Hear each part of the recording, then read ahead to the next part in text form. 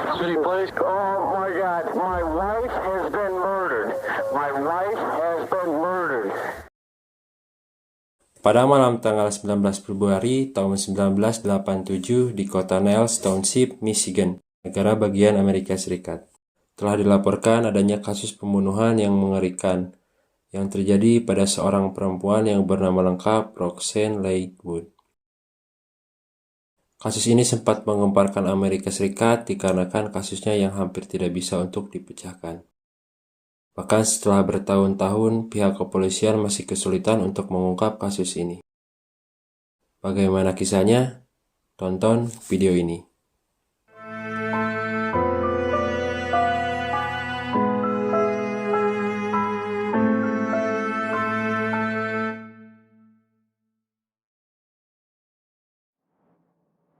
Roxanne Leigh Wood lahir pada 15 April tahun 1956 dan besar di kota Praha Niles, Berrien County, Michigan. Pada saat masa remajanya, dia lulus dari sekolah menengah atas pada tahun 1987. Tidak lama setelah itu, dia memutuskan untuk menikah dengan seorang pria yang bernama Terry Woods. Roxanne sangat disayangi oleh keluarga dan para tetangganya, dan ia juga dikenal dengan kepribadian yang sangat pemalu. Roxanne sangat senang untuk memasak, membuat kue, dan sangat sering juga untuk membagikan resep makanannya pada orang terkasihnya.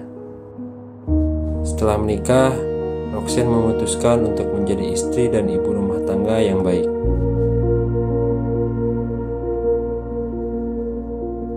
Namun, kehangatan keluarga ini tidak bertahan lama. Pada malam tanggal 19 Februari tahun 1987, saat suaminya pulang bekerja dan tiba di rumahnya, pasangan ini memilih untuk pergi makan malam dengan berangkat menggunakan dua mobil yang berbeda. Setelah itu, mereka memutuskan untuk pergi bermain bowling sebentar. Namun, di saat itu, Roxanne memilih untuk pulang lebih awal ke rumahnya, dikarenakan harus bekerja di keesokan harinya. 40 menit pun berlalu. Terry akhirnya pergi menyusul istrinya untuk pulang ke rumah. Namun, setelah tiba di rumahnya, Terry dikejutkan dengan pemandangan yang sangat mengerikan, yang mungkin tidak akan pernah ia lupakan seumur hidupnya. Terry menyaksikan keadaan istrinya yang sangat ia cintai terbaring di lantai dengan keadaan yang sudah tidak bernyawa.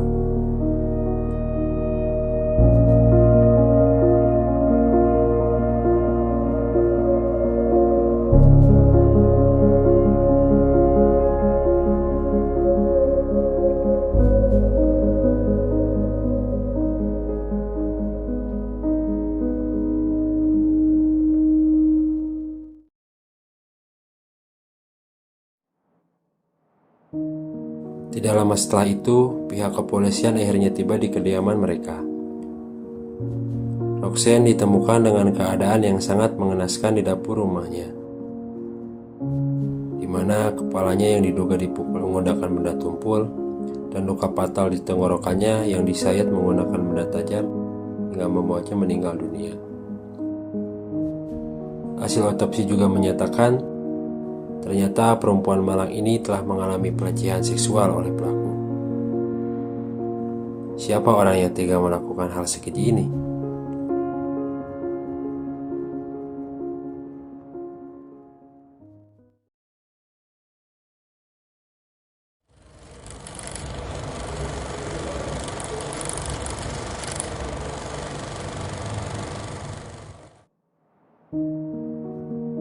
Pihak kepolisian sangat sulit menemukan pelaku, dikarenakan minimnya barang bukti di tempat kejadian.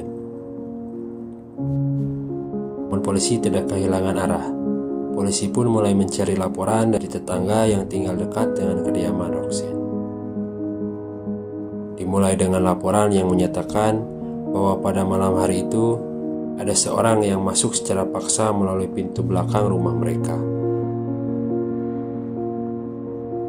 Tapi pada laporan yang lain menyatakan tidak ada orang yang masuk secara paksa ke dalam kediaman mereka. Hal ini justru membuat polisi kebingungan untuk memecahkan kasus ini.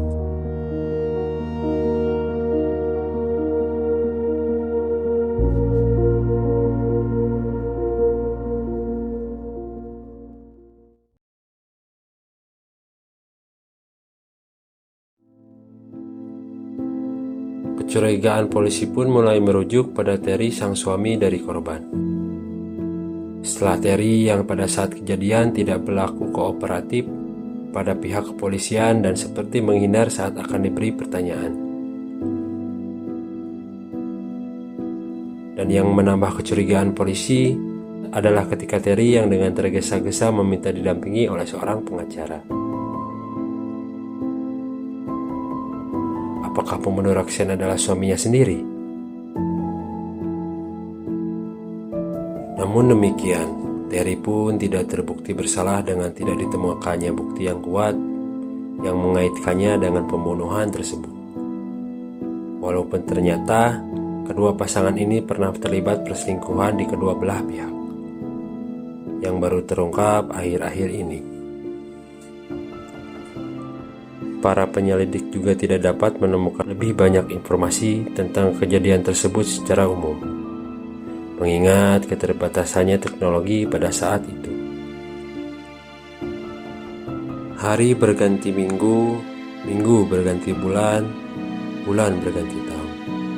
Dan kasus ini masih menjadi misteri dengan tidak ditemukannya pelaku dari pembunuhan perempuan malam ini.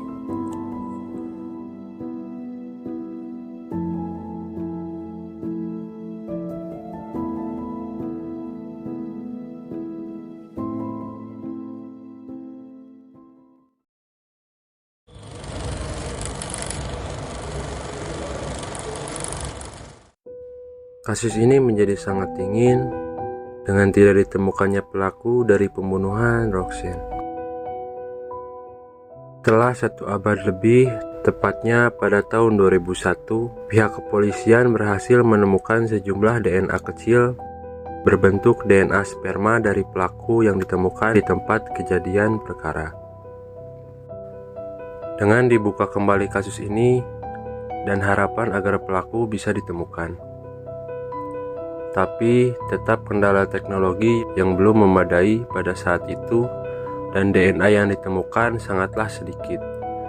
Mustahil untuk pihak kepolisian bisa mengungkap kasus ini. Kasus ini pun akhirnya ditutup kembali dengan tidak adanya kejelasan siapa pelaku dari pembunuhan Roxanne.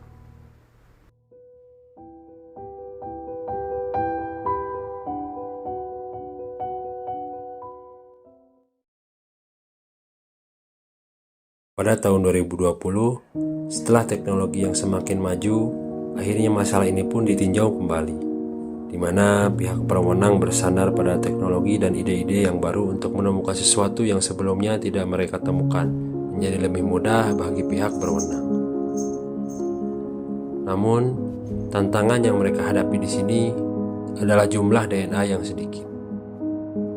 Akhirnya harapan pun datang setelah seorang ahli silsilah memutuskan untuk mengatasi masalah tersebut dengan segera membuat profil DNA dari jumlah jejak yang tersedia dengan dilakukannya pembangunan silsilah keluarga.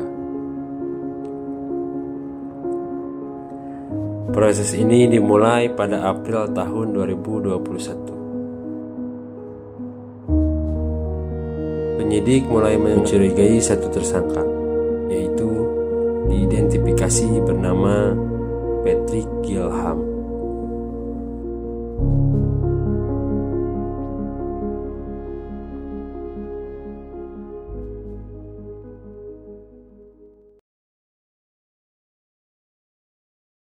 Patrick Gilham sebenarnya sudah memiliki riwayat kriminal sebelumnya. Dia bahkan pernah menghabiskan waktu di penjara dikarenakan membobol rumah seorang wanita dan melakukan pelecehan seksual terhadapnya. Dia telah diadili dan akhirnya dibebaskan bersyarat hanya 6 bulan sebelum pembunuhan Roxanne, dan hal yang mengejutkannya ternyata dia tinggal dekat dengan rumahnya.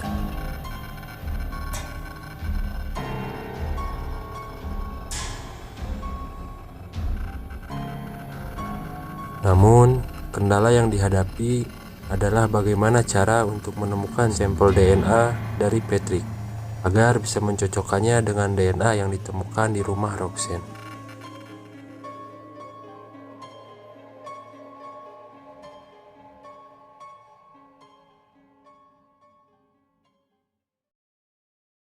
Tapi keberuntungan ada di pihak kepolisian. Ternyata Patrick adalah seorang perokok yang berat. Hal ini justru mempermudah pihak kepolisian untuk mencari sampel DNA dari Patrick dengan cara mengumpulkan puntung rokok yang dibuang olehnya agar bisa melakukan pengujian DNA dari air liur Patrick. Setelah 1 minggu lebih menunggu, akhirnya hasil dari pengujian DNA itu menunjukkan bahwa DNA yang ditemukan di rumah Roxanne sama dengan DNA Patrick, yang menandakan bahwa pelaku dari pembunuhan pada tahun 1987 adalah Patrick Gilham.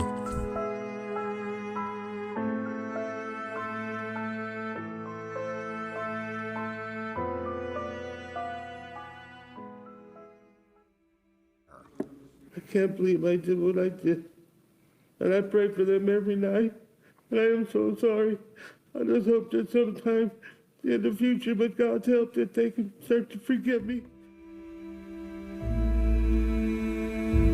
Pada akhirnya, setelah penantian 35 tahun, kasus ini tidak terungkap. Keadilan ternyata masih berlaku di dunia ini. Dan Patrick pun ditangkap dan didakwa telah bertanggung jawab atas pembunuhan Roxanne Lakewood.